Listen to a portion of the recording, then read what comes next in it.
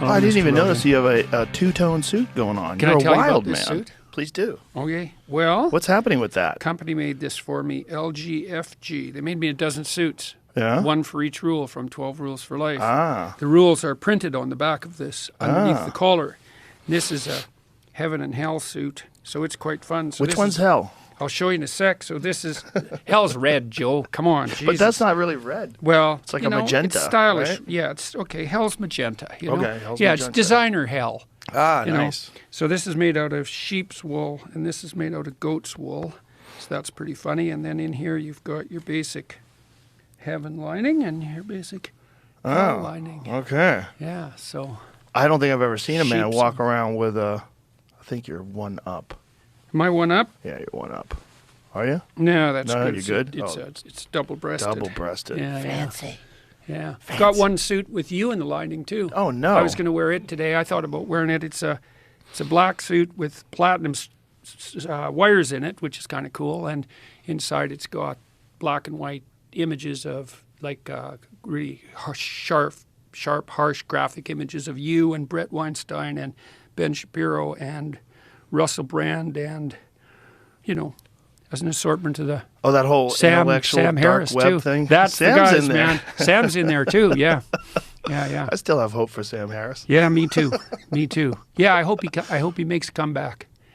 So, I mean, he's not really going away. He's just got some weird opinions. yeah, well, But he's there's plenty of that floating around. Well, you know, I think when you have like complex, fascinating brains, they go off in all kinds of different directions. Don't you think? This is one of the dangers of being creative, right? Most creative ideas are wrong, and a good section of those wrong ones are fatal.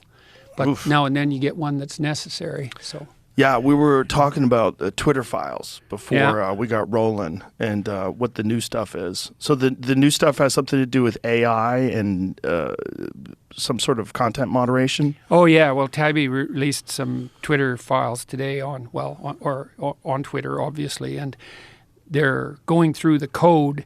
Now I don't understand the technical details, but you know, you don't exactly know when you see the output of a code generated system exactly what rules it's using to sort the information. I suppose that's the equivalent of shadow banning, and there was apparently all sorts of directives built into the code to amplify certain kinds of messages and, you know, de-amplify others. And so apparently Musk is doing what he can to clean that up. Ruben reported that the other day. Yeah. And then Tybee today, he was talking more about the whole Russian collusion fabrication. Yeah. So that's also real fun. Well, how about the one guy that was going after Trump, who it turned out was actually in collusion with the Russians? Oh, yeah, that's a rough one. Yeah. You know? Yeah. Well, the best defense is a good offense, you know, and so I guess. Yeah, I guess. I know. But We're in a it's crazy just like, world. why would anybody not think that was going to come around to get them? It's amazing how often people don't think that, you know, what they're doing isn't gonna end up aimed squarely at them. Well, this Twitter thing, right? Like, they never suspected that someone like Elon was going to come along and buy Twitter and then, in an unheard of tactic, have a bunch of journalists review everything in all of their Slack meetings and all their emails, look under the code, look under the wiring under the machine and find out how it was actually running. And why? I mean, the fact that anyone would ever think that any of this stuff is a good idea, that people don't understand, like, the dangers of censorship.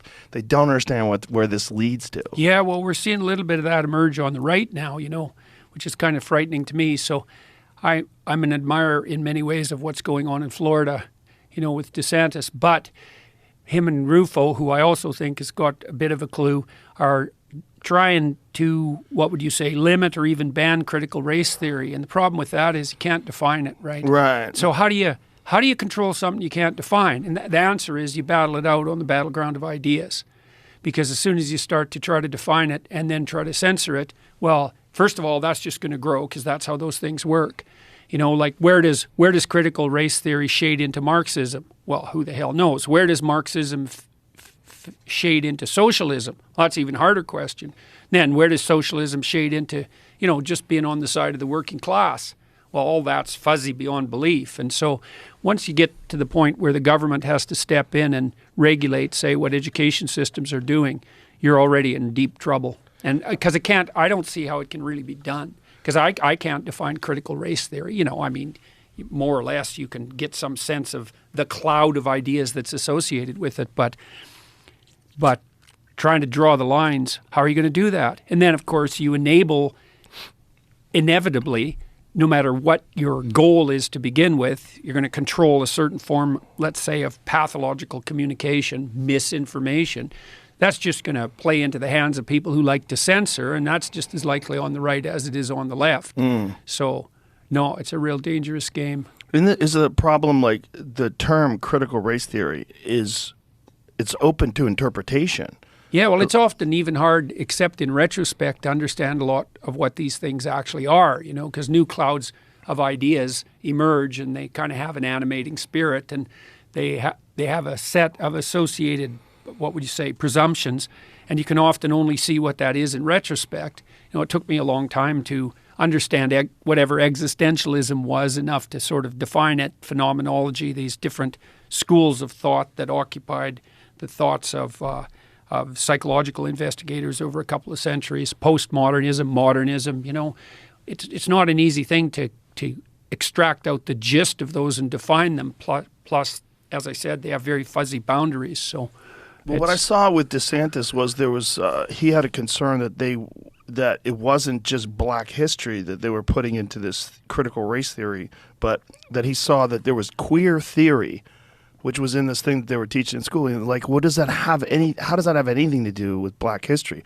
Like, why is queer theory inserted into that? I think the way those are linked is essentially through what you might regard as, it's an implicit Marxism, but it's even deeper than Marxism. So if you're a Marxist, you have a heuristic that simplifies the world, and that heuristic is that you can understand any social relationship from an intimate relationship all the way up to the state by just dividing the parties, let's call them the narrative partners in a discussion or an interaction, into those who are oppressed and victimized and those who are taking advantage of them and profiting.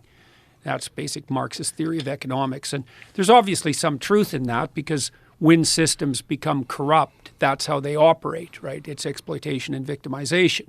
And every system tends towards corruption. And if your eyes are open a little bit, or if you've moved from naivety to cynicism, then you can see every interaction as a power dynamic.